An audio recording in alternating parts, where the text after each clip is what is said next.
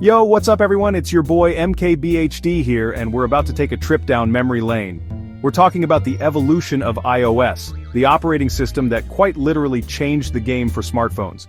Think about it. Before iOS, smartphones were basically just tiny computers you could make calls on. Remember BlackBerry? Palm Pilots? They were cool for their time, but then Apple came along and dropped a bomb with the iPhone and iOS. Suddenly we were holding these sleek devices with intuitive touchscreens, apps for everything, and a whole new way to interact with technology. No more styluses, no more clunky interfaces, just pure, unadulterated tech in the palm of your hand. So, buckle up as we rewind back to 2007 and relive every major iOS release, from the very first iPhone to the powerhouse devices we have in our pockets today. Let's go.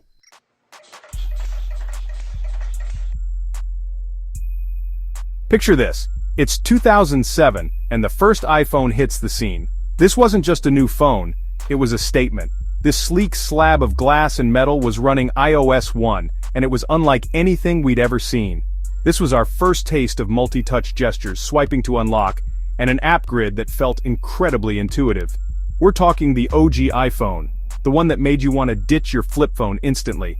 It was revolutionary. Sure, it was missing some features we take for granted now, like copy and paste or even a freaking app store, can you imagine that? But even without those things, iOS 1 was a breath of fresh air, and it set the stage for everything that was to come. And let's be real, the hype was real. People were lining up for days just to get their hands on the first iPhone. This wasn't just a phone launch, it was the start of a tech revolution, and we were all along for the ride.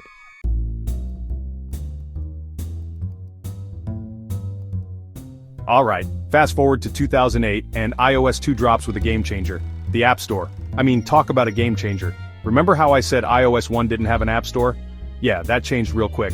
Suddenly the iPhone wasn't just a phone, it was a gaming device, a productivity tool, a social hub, you name it. With the App Store, developers could finally unleash their creativity and build amazing experiences for the iPhone. And boy did they deliver. We saw the rise of iconic apps like Facebook, Instagram, and even games like Angry Birds that had everyone hooked. iOS 2 transformed the iPhone from a cool gadget into a full-blown ecosystem. Beyond the App Store, iOS 2 also brought us features like push notifications and GPS support. Remember how mind-blowing it was to get real-time updates on your phone? Yeah, iOS 2 was when things started to get really interesting.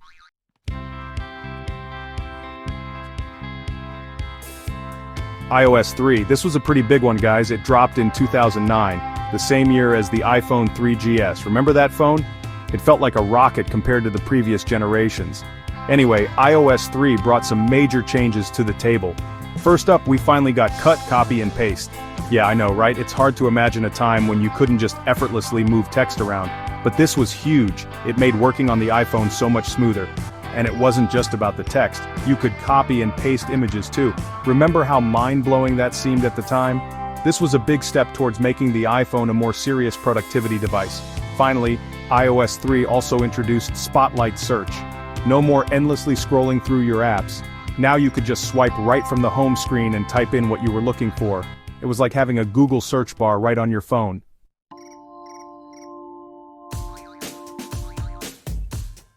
One. iOS 4. This is where things started to get really interesting. This version brought one of the most anticipated features, multitasking. Finally, you could switch between apps without having to completely close them out every single time. This was a game changer for productivity, especially for those of us who like to jump between apps like it's a sport. It made the iPhone feel so much more powerful and capable. Plus, it paved the way for the even more seamless multitasking we have today. iOS 4 also introduced FaceTime. Remember those grainy, laggy video calls we all thought were the future? Yeah, those were the days. FaceTime was a pretty big deal, offering a way to actually see the person you were talking to, even if it wasn't always crystal clear. And then there were folders. Organization on the iPhone had arrived. No more endless home screens. You could finally group your apps together in a way that made sense.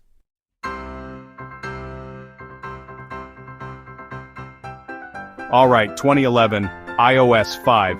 This is where things start to sound familiar, even if the phones themselves are starting to look a little dated. iOS 5 is where Siri made her grand entrance.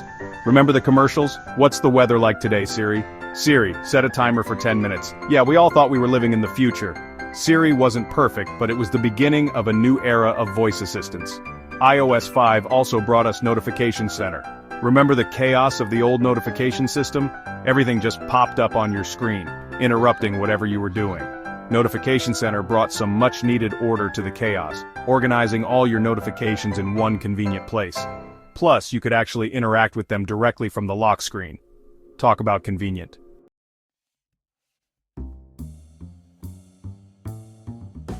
Alright, 2012 iOS 6, this is where things get interesting. Apple decided it was time to drop Google Maps and launch their own mapping service. Now, in retrospect, we can all agree that the initial rollout of Apple Maps was, shall we say, a bit bumpy. I mean, landmarks were mislabeled, directions were sometimes creative, and let's not forget the distorted satellite imagery. It was almost like Apple Maps was trying to reinvent the world. One hilariously inaccurate map at a time, but hey, everyone makes mistakes, right?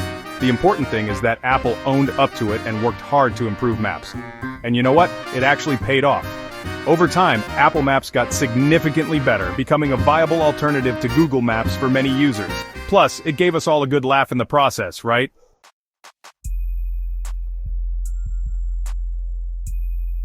(2013) iOS 7. This wasn't just a new version, it was a complete visual overhaul. We're talking about a whole new design language, flat icons, bright colors, translucency effects. It was like Apple took iOS back to the drawing board and said, let's make this thing look like it's from the future. And you know what? It was a bold move. Some people loved the new look, embracing the minimalist aesthetic. Others, well, let's just say they needed some time to adjust. But regardless of which side you were on, you couldn't deny that iOS 7 was a major departure from what came before. But iOS 7 wasn't just about looks. It also introduced Control Center, which gave us quick access to settings like Wi-Fi, Bluetooth, and music controls. Plus, AirDrop finally arrived, making it super easy to share files with nearby Apple devices. It was a pretty solid update overall, even if the new look was a bit polarizing.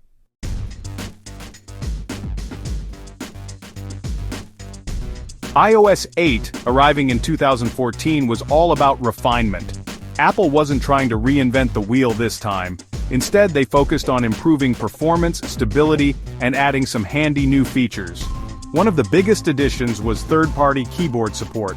Finally, we could ditch the stock iOS keyboard and choose from a whole bunch of third-party options like SwiftKey and Swipe. This was a big deal for productivity and customization. iOS 8 also brought us HealthKit, Apple's platform for tracking health and fitness data. It was a sign that Apple was getting serious about the burgeoning world of wearable tech.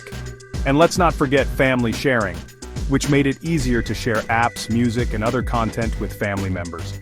All in all, iOS 8 was a solid update, even if it wasn't as visually dramatic as iOS 7.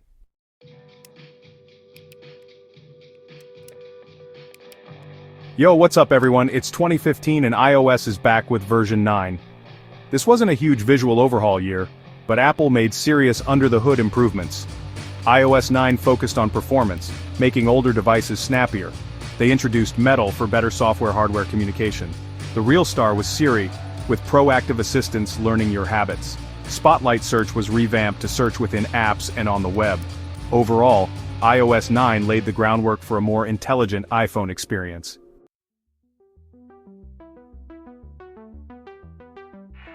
In 2016, iOS 10 was in the house. Apple made your iPhone experience more personal and expressive. Messages got a huge update with bigger emoji, bubble effects, and handwritten messages. Raise to Wake lets you wake your phone by picking it up. The lock screen became more interactive, and HomeKit centralized smart home control. iOS 10 set the stage for today's customizable iPhones.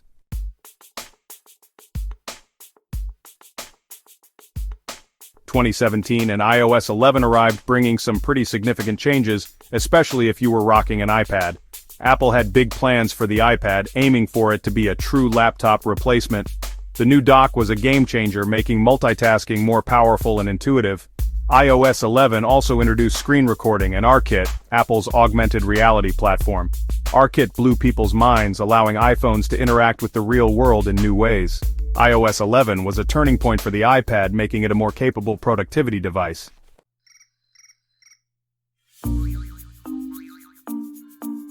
iOS 12. This one wasn't about flashy new features but more about refinement. The main focus was performance. Apple wanted older iPhones to still hang. They claimed up to 70% faster app launch speeds on the iPhone 6 Plus.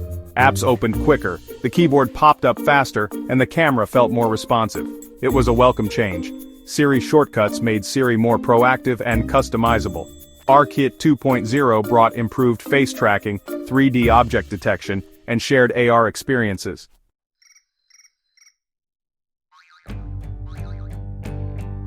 iOS 13. This one was all about the long-awaited dark mode. Apple finally delivered. They optimized it for OLED screens. iOS 13 wasn't just about aesthetics. Apple made big moves in privacy. They introduced sign-in with Apple and improved location tracking, plus quality of life improvements. Overall, a polished update.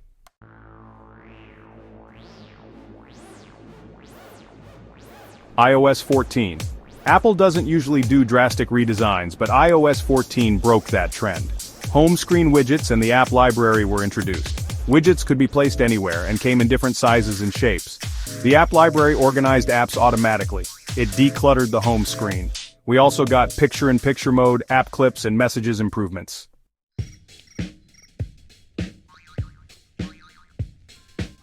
iOS 15. It wasn't the biggest visual overhaul, that's for sure. We were all still kind of riding the wave of iOS 14's redesign. But you know what? Sometimes those under-the-hood changes are the ones that really stick with you. And for iOS 15, it was all about focus modes. Remember trying to wrangle notifications before? Yeah, it was basically the Wild West in there. Focus modes let you compartmentalize. Work mode, only those essential apps get through. Chill time, maybe just messages from your favorites. It was all about giving you back control, and honestly, my notifications have never been calmer. But it wasn't just about decluttering. FaceTime got a serious upgrade. Spatial audio made calls feel way more natural. And SharePlay? Forget about awkwardly describing what you're watching, now everyone's in on the action. Plus, the weather app actually looked good. Finally, iOS 15 might not have been the flashiest update, but sometimes it's the little things, you know?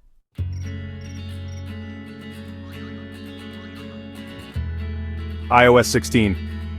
You know, the one with that super customizable lock screen, yeah, that was kind of a big deal.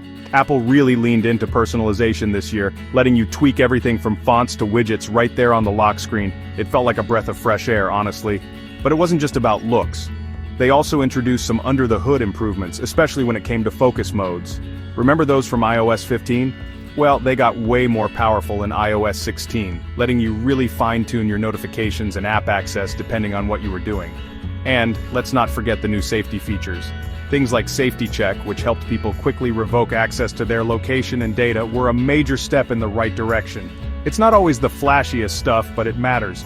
Overall, iOS 16 felt like a solid refinement over 15. Nothing groundbreaking, but it definitely moved the needle in terms of how we interacted with our iPhones on a daily basis.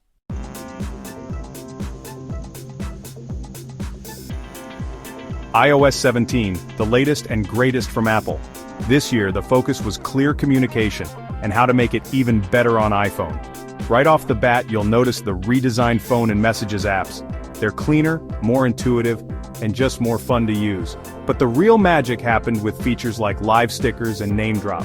Live Stickers let you create these awesome, personalized animations you can send in messages. It's like having your own mini studio right in your pocket. And then there's Name Drop. Sharing contact info became as simple as holding your phone near someone else's. No more awkward fumbling with contact cards. Of course, Apple didn't forget about performance and efficiency.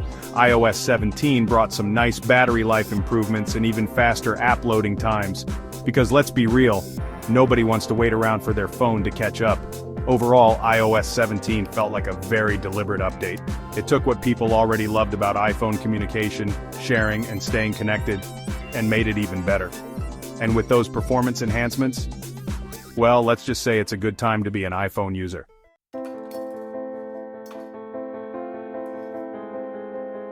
So, from the very first iPhone to the devices we have in our pockets today, it's been one heck of a ride. iOS has grown and evolved right before our eyes, transforming from a simple mobile OS to this incredibly powerful and versatile platform.